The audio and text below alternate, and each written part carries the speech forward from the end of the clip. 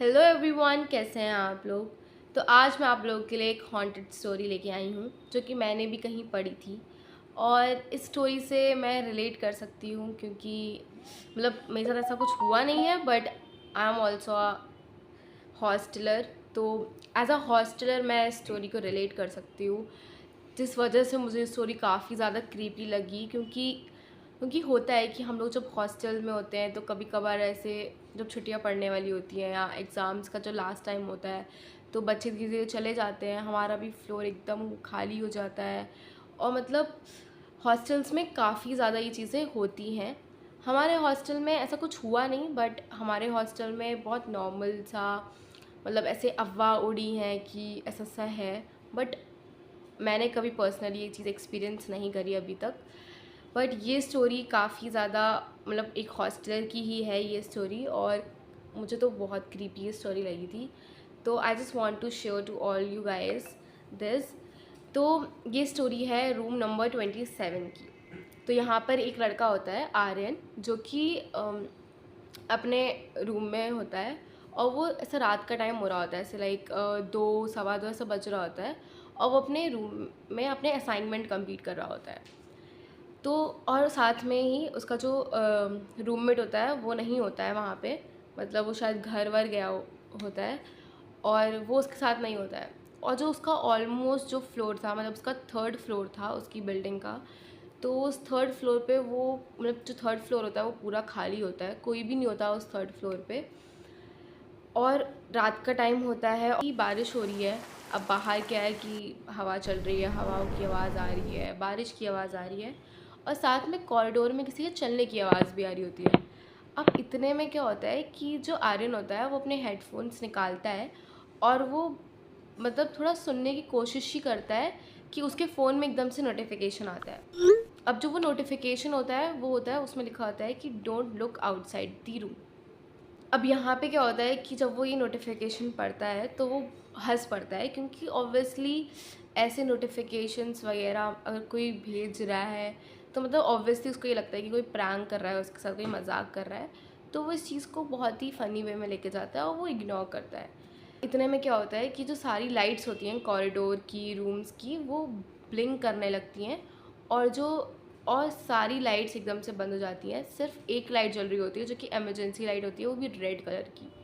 तो उसका जो पूरा कॉरिडोर होता है वो एकदम ऐसा रेड सा ब्लडी ब्लडी सा लग रहा होता है, और ऑब्वियसली और भी ज़्यादा क्रीपी लग रहा होता है।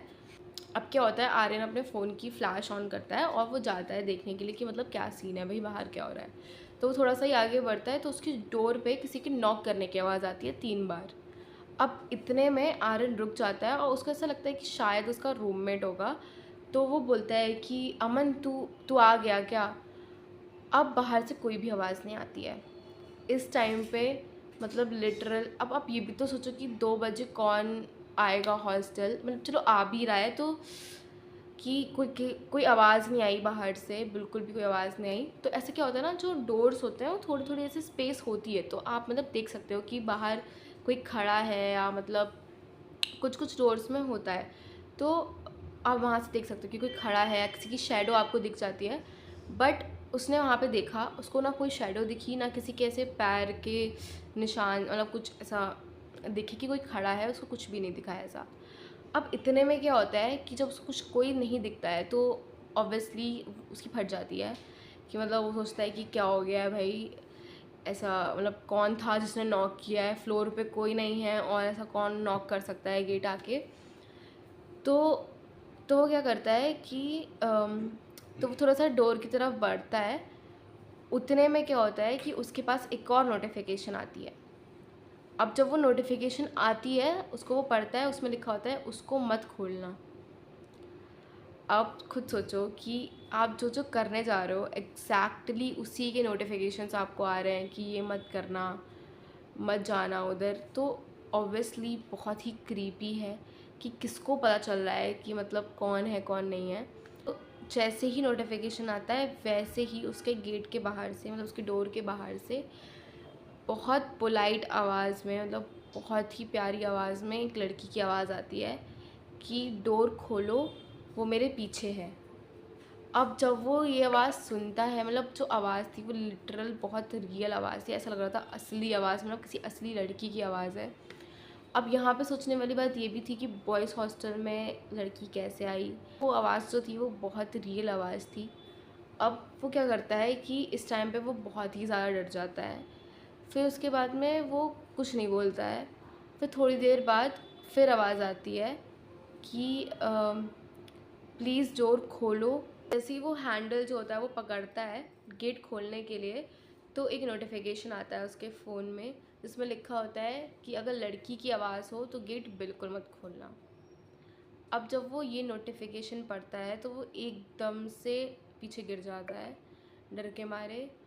अब वो इस टाइम पे बहुत ज़्यादा डर चुका होता है और वो कुछ नहीं कर सकता। वो बस इतना पूछता है कि कौन हो, मतलब उसके उसके मुंह से वैसे भी आवाज़ नहीं निकल रही होती है डर के मारे। वो बस इतना पूछता है कौन हो, और इतनी देर में मतलब थोड़ा सा 5-10 सेकेंड बाद क्या होता है फिर आवाज़ आती है। और इस टाइम पे जो आवाज़ थी वो लड़की की नहीं होती है, बहुत ही हैवी सी, बहुत ही अजीब सी आवाज़ होती है। और वो बोल रही होती है कि आर्यन मुझे पता है तू अंदर है। अब इतने में आर्यन बहुत डर जाता है, बहुत ज़्यादा ही डर जाता है वो, कि उसने अभी तक अपना नाम तो बताया ही नहीं होता है कि वो कौन है। तो ये चीज़ उसके लिए बहुत ज़्यादा ही क्रीपी और बहुत ही हॉन्टेड थी। ऑब्वियसली उसके बाद तो चीज़ें ये हो रही थी।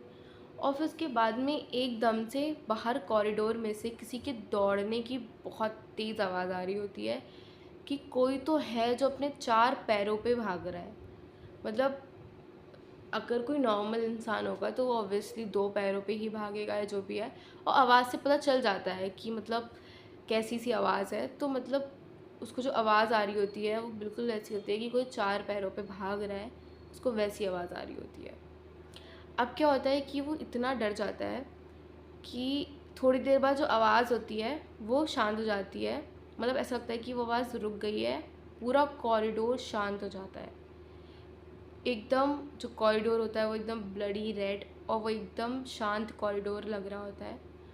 अब क्या होता है कि ऑब्वियसली क्यूरियोसिटी होती है, आर्यन को काफ़ी क्यूरियोसिटी होती है देखने की कि है कौन एग्जैक्टली। तो जो पीप होल होता है वो उसके पास जाता है और वो उस पर देखता है कि कौन है। अब जब वो देख रहा होता है तो वो देखता है कि वहाँ पर एक लड़की खड़ी है और उस लड़की की जो बॉडी है वो पूरी उल्टी है।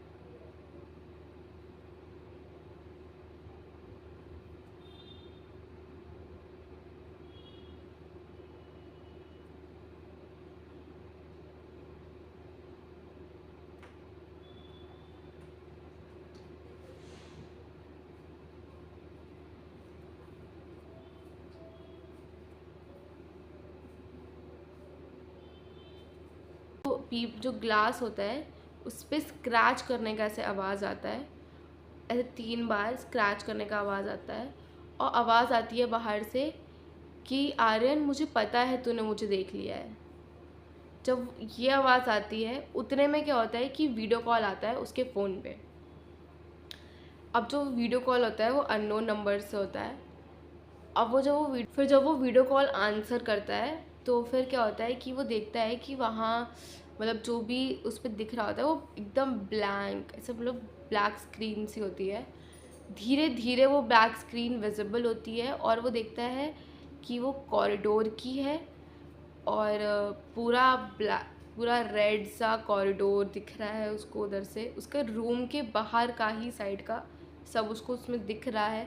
और उसके रूम के बाहर कोई नहीं है उस टाइम पे, मतलब कोई भी नहीं है। तो जब फिर से देखता है तब उसको कुछ नहीं दिखता है, एकदम अंधेरा होता है बाहर कॉरिडोर में, एकदम शांति होती है।